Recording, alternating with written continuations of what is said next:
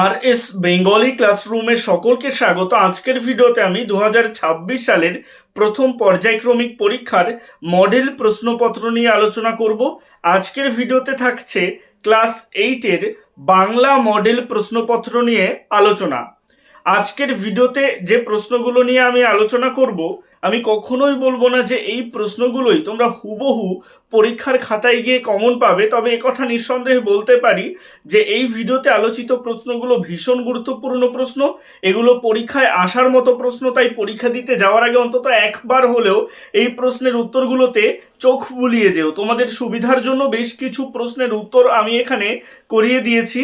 আর ভূগোল এবং ইতিহাসের মডেল প্রশ্নপত্র যারা এখনো পাওনি, তাদের জন্য আমি এই ভিডিওটার ডেসক্রিপশনে সেই ভিডিওগুলোর লিংক দিয়ে দেবো, অবশ্যই সেখান থেকে দেখে নিও। তো কথা না বাড়িয়ে শুরু করছি আজকের মূল ভিডিও। এক দাগে বলা হচ্ছে সঠিক উত্তরটি নির্বাচন করো। এখান থেকে মোট 6টি প্রশ্নের উত্তর লিখতে হবে। প্রতিটি প্রশ্নের মান 1। একের এক দাগের প্রশ্ন, জলপাই আবিষ্কার করেছিল, উত্তর হবে হাবুল বা হাবুল সেন।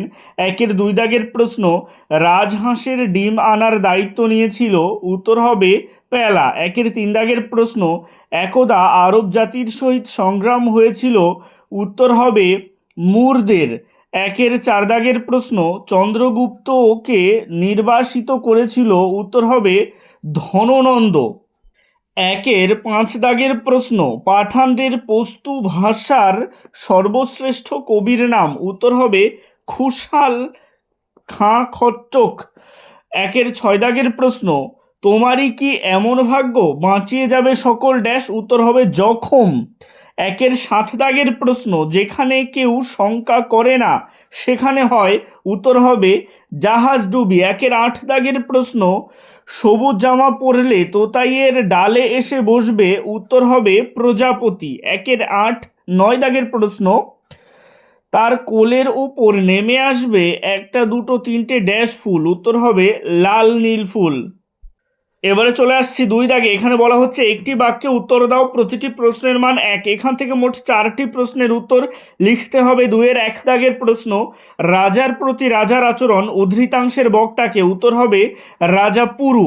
2 দাগের প্রশ্ন, কে সন্দিহান চিত্তে শয়ন করলেন, উত্তর হবে মুর সেনাপতি। 2-এর 3 দাগের প্রশ্ন, এই কাব্য অদ্ভুত রকম জনপ্রিয় হয়ে উঠেছে, কোন কাব্যের কথা বলা হয়েছে, উত্তর হবে মেঘনাদ বধ কাব্য।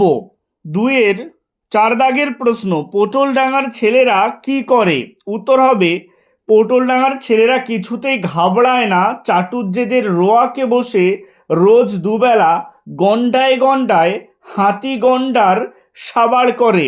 এটা বনভোজনের ব্যাপার গল্পে পেয়ে যাবে।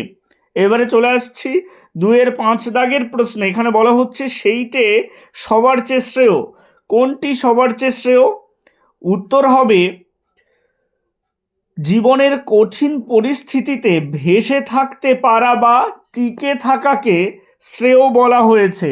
2-এর 6 দাগের প্রশ্ন, সবুজ জামা আসলে কি, উত্তর হবে সবুজ জামা আসলে রাশি রাশি সবুজ পাতার সমন্বয়, যা গাছেরা পরিধান করে থাকায় গাছেদের এত ভালো লাগে। তার পরের প্রশ্ন 2-এর 7 দাগের প্রশ্ন, বোঝাপড়া কবিতাটি কোন কাব্যগ্রন্থের অন্তর্গত, উত্তর হবে খনিকা কাব্যগ্রন্থের অন্তর্গত। 2-এর 8 দাগের প্রশ্ন, ইচ্ছে হলেই চড়ুই পাখি কোথায় চলে যেতে পারে, উত্তর হবে এ পাড়ায় ও পাড়ায় পালেদের বসেদের বাড়ি চলে যেতে পারে। 2-এর 9 দাগের প্রশ্ন, চিতা কিভাবে চলে গেল অথবা নিটোল টিলার পলাশের ঝোপে কবি কি দেখেছেন, এগুলো পরবাসী কবিতা থেকে ভালো করে তৈরি করে রাখবে। এবারে চলে আসছি 3 দাগে। 3 দাগের এই অংশে কবিতা থেকে 2টি প্রশ্নের উত্তর লিখতে হবে আর গল্প থেকে 2টি প্রশ্নের উত্তর লিখতে হবে। মোট 4টি প্রশ্নের উত্তর লিখতে হবে, প্রতিটি প্রশ্নের মান 2। 3-এর 1 দাগের প্রশ্ন, তোতাই বাবু সবুজ জামা চেয়েছে কেন, অথবা তোতাই সবুজ জামা পরলে কি কি ঘটনা ঘটবে। 3-এর 2 দাগের প্রশ্ন, ভালো মন্দ যাহাই আসুক সত্যের লও সহজে, অংশটির তাৎপর্য লেখো। 3-এর 3 দাগের প্রশ্ন, ময়ূর মরেছে পণ্যে এই কথার অন্তর্নিহিত অর্থ কি? 3-এর 4 দাগের প্রশ্ন, এসব আমারই হবে, কোন জিনিস কার হবে? এখানে 3-এর 1 দাগের প্রশ্নটা সবুজ জামা কবিতার প্রশ্ন, 3-এর 2 দাগেরটা বোঝাপড়া কবিতার প্রশ্ন, 3-এর 3 দাগেরটা পরবাসী কবিতার প্রশ্ন, 3-এর 4 দাগেরটা একটি চড়ুই পাখি কবিতার প্রশ্ন, 3-এর 5 দাগের প্রশ্ন সহসা আরব সেনাপতির মুখ বিবর্ণ হইয়া গেল। আরব সেনাপতির মুখ বিবর্ণ হয়ে ওঠার কারণ কি? 3-এর 6 দাগের প্রশ্ন বনভোজনের প্রথম লিস্ট অথবা শেষ লিস্টের বর্ণনা দাও, যে কোনো একটা আসতে পারে। 3-এর 7 দাগের প্রশ্ন তাকে মেরে ফেলতে আমাকে অনেক অশ্রুপাত করতে হয়েছে, প্রসঙ্গ উল্লেখ করে তাৎপর্য ব্যাখ্যা করো। 3-এর 8 দাগের প্রশ্ন কি বিচিত্র এই দেশ, বক্তার চোখে এই দেশের বৈচিত্র্য কিভাবে ধরা পড়েছে? এবারে চলে আসছি 4 দাগে। এখানে প্রতিটি প্রশ্নের মান 1, এখান থেকে মোট 3টি প্রশ্নের উত্তর লিখতে হবে। 4-এর 1 দাগের প্রশ্ন শব্দের মধ্যে ব্যঞ্জন ধ্বনির সঙ্গে যুক্ত হ্রস্বইকার বা হ্রস্বকারকে সেই ব্যঞ্জন ধ্বনির আগেই উচ্চারণ করার রীতি, অর্থাৎ হ্রস্বই বা হ্রস্ব যেখানে রয়েছে তার আগেই উচ্চারিত হওয়ার রীতিকে কি বলে? এটার উত্তর হবে অপিনিহিতি। 4-এর 2 দাগের প্রশ্ন রিক্সা থেকে রিস্কা এক্ষেত্রে ঘটেছে, উত্তর হবে ধ্বনি বিপর্যয়। 4-এর 3 দাগের প্রশ্ন কোন ধ্বনি পরিবর্তনের অপর নাম বিপ্রকর্ষ? উত্তর হবে মধ্যস্বরাগম। 4-এর 4 দাগের প্রশ্ন ইঞ্চ থেকে ইঞ্চি, ইঞ্চি দেখো একটা হ্রস্বইকার আসছে না শেষে, এক্ষেত্রে ঘটেছে অন্তঃস্বরাগম। 4-এর 5 দাগের প্রশ্ন উচ্চারণ শব্দটির দল বিশ্লেষণ করলে হয়, এটার উত্তর হবে উচ্চারণ।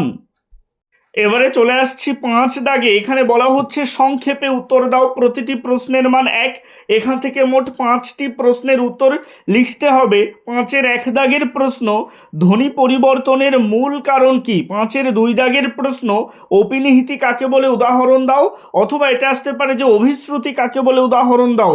3 দাগের প্রশ্ন সমীভবন কাকে বলে উদাহরণ দাও। তারপরের প্রশ্ন ধ্বনি বিপর্যয় বলতে কি বোঝো, উদাহরণ দাও। 5-এর 5 দাগের প্রশ্ন মুক্তদল ও রুদ্ধদল কাকে বলে, এটা উদাহরণ সহকারে আসতে পারে। আবার মুক্তদল ও রুদ্ধদলের পার্থক্য লেখো, এটাও আসতে পারে। 5-এর 6 দাগের প্রশ্ন গেঁয়ো যোগী ভিখ পায় না, নুন আনতে পান্তা ফুরোয়, অধিক সন্ন্যাসীতে গাজন নষ্ট, এগুলির মধ্যে যে কোনো একটি প্রবাদকে বাক্যে ব্যবহার করো। তো এগুলো ভালো করে পড়ে রাখবে আর সমস্ত প্রবাদ ভালো করে পড়ে রাখবে। 5-এর 7 দাগের প্রশ্ন খণ্ডস্বর বলতে কি বোঝো, উদাহরণ দাও। এবারে চলে আসছি 6 দাগে। বলা হচ্ছে সংক্ষেপে উত্তর দাও, প্রতিটি প্রশ্নের মান 1, এখান থেকে মোট 4টি প্রশ্নের উত্তর লিখতে হবে। এগুলো ছোটদের পথের পাঁচালীর প্রশ্ন। 6-এর 1 দাগের প্রশ্ন মহাভারতের কোন চরিত্রটি অপুর সবচেয়ে ভালো লাগতো, এটার উত্তর হবে কর্ণ। 6-এর 1 দাগের প্রশ্ন অপু ও দুর্গার বাবা মায়ের নাম কি ছিল? 6-এর 3 দাগের প্রশ্ন অপুর টিনের বাক্সে কি কি ছিল? 6-এর 4 দাগের প্রশ্ন কুঠির মাঠ দেখতে যাওয়ার সময় অপু কি দেখে সবচেয়ে বেশি অবাক হয়েছিল? 6-এর 5 দাগের প্রশ্ন একটু তেল আর নুন নিয়ে আসতে পারিস, তেল নুন দিয়ে কি হবে? 6-এর 6 দাগের প্রশ্ন বালক অপু কোথায় খরগোশের ছবি দেখেছিল? আজকের ভিডিওটা এই পর্যন্তই। ভিডিওটা কেমন লাগলো অবশ্যই কমেন্টের মাধ্যমে জানিও। ভালো লাগলে লাইক করো এবং একই ক্লাসের বন্ধুদের সাথে ভিডিওটিকে শেয়ার করতে ভুলো না। ভালো থেকো, সুস্থ থেকো সকলে, আর অবশ্যই RS বেঙ্গলি ক্লাসরুমের সাথে থেকো। সবশেষে একটাই রিকোয়েস্ট, এখনও পর্যন্ত যারা চ্যানেলটিকে সাবস্ক্রাইব করে উঠতে পারোনি তারা অবশ্যই চ্যানেলটিকে সাবস্ক্রাইব করে দিও এবং পাশে থাকা বেল আইকনটিকে প্রেস করে অল বাটনে ক্লিক করে দিও নতুন ভিডিওর আপডেট সবার আগে পেতে।